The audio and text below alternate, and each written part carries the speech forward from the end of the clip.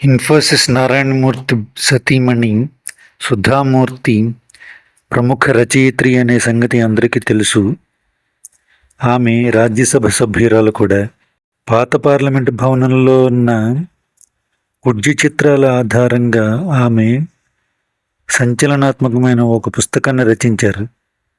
దాని పేరు tides of time, Bharats history through murals in parliament. ఈ పుస్తకాన్ని 2026 ఏప్రిల్ 1న ఉపరాష్ట్రపతి శ్రీ సిపి రాధాకృష్ణన్ గారు విడుదల చేశారు.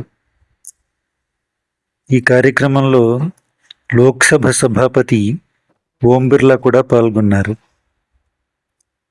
ఈ పుస్తకాన్ని 2026 జూన్ 12న లండన్లోని భారతీయ భవన్లో కూడా మరొకసారి ఆవిష్కరించారు.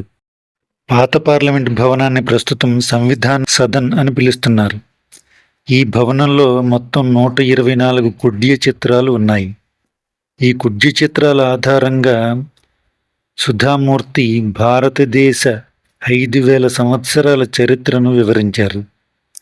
సింధులోయ నాగరికత నుంచి ప్రారంభించి భారతదేశ స్వాతంత్ర ఉద్యమం వరకు జరిగిన ముఖ్య సంఘటనలను ఆమె వివరించారు. భారతదేశాన్ని మదర్ ఆఫ్ డెమోక్రసీగా చూపిస్తూ ప్రాచీన ప్రజాస్వామ్య సంప్రదాయాలను ఈ పుస్తకం వివరించింది.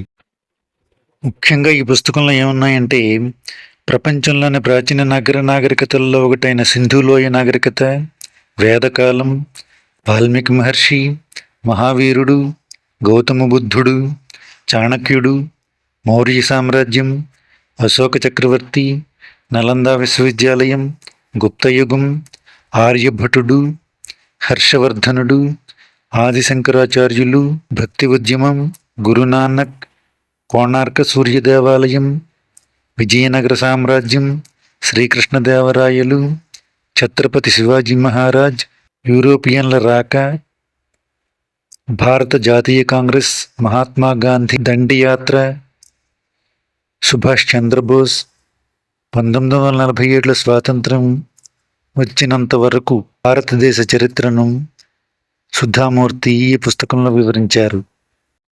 1954వ సంవత్సరంలో పాత పార్లమెంటు భవనంలో 58 కుడ్య చిత్రాలను ఏర్పాటు చేశారు.